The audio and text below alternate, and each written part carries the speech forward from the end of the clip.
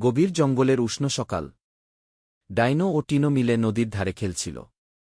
Dino জল ছিটিয়ে টিনোর সঙ্গে মজা করছিল আর টিনো ছোট ছোট পাথর দিয়ে মজার গেম খেলছিল। চারদিকে পাখির ডাক, হালকা বাতাস, সবকিছুই ছিল শান্তিপূর্ণ। কিন্তু হঠাৎ গড় গড় গড় গড় গড় ভূমি কেঁপে উঠল। ডাইনো ভয় পেয়ে গেল। টিনো লাফিয়ে উঠল। বড় বড় গাছ দুলতে লাগল, আর দূরে থাকা আগ্নেয়গিরির শিখা আরও উজ্জ্বল হয়ে উঠল। পাথর গড়িয়ে পড়ছিল, মাটিতে ফাটল ধরছিল।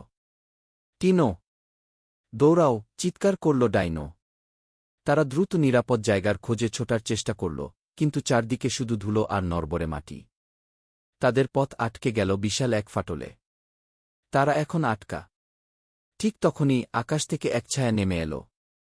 বন্ধুরা, ভয় পেও না, বলে আকাশ থেকে নামল প্টেরোড্যাকটাইল পিটার। তার বিশাল লাল নীল রঙের ডানা আলোয় চকচক করছিল। তোমরা যদি এখানে থাকো, তাহলে ফাটল আরও বড় হলে পড়ে যেতে পারো। আমি তোমাদের উড়িয়ে নিয়ে যাব, বলল পিটার। ডাইনো আর টিনো অবাক হয়ে গেল। তুমি সত্যিই আমাদের বাঁচাবে? জিজ্ঞাসা করল টিনো। অবশ্যই। বন্ধুরা তো একে অপরকে সাহায্য করে, বলল পিটার হাসিমুখে। পিটার তার মজবুত পায়ের নখ দিয়ে টিনোকে শক্ত করে ধরল, আর ডাইনো তার পিঠে চড়ে বসল। তারপর সে বিশাল ডানা মেলে দিল আর তাদের উড়িয়ে নিয়ে গেল। তারা উপরে উঠে দেখল নিচে জঙ্গল নড়ছে, আগ্নেয়গিরির ধোঁয়া উঠছে, কিন্তু তারা নিরাপদে উঠছে। পিটার তাদের এক নিরাপদ গুহার সামনে নামিয়ে দিল। ডাইনো আর টিনো পিটারের দিকে তাকিয়ে থাকল, চোখে কৃতজ্ঞতার ছাপ।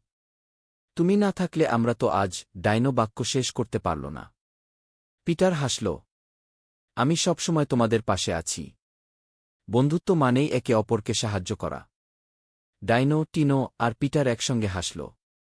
নতুন বন্ধুত্বের গল্প শুরু হল নতুন এক দুঃসাহসিক অভিযানের সঙ্গে। নৈতিক শিক্ষা। বিপদের সময় বন্ধুরা একে অপরের পাশে দাঁড়ায়। সবসময় সতর্ক থাকতে হবে এবং বিপদ বুঝতে শিখতে হবে। ভয় পেলেও সাহস হারানো যাবে না।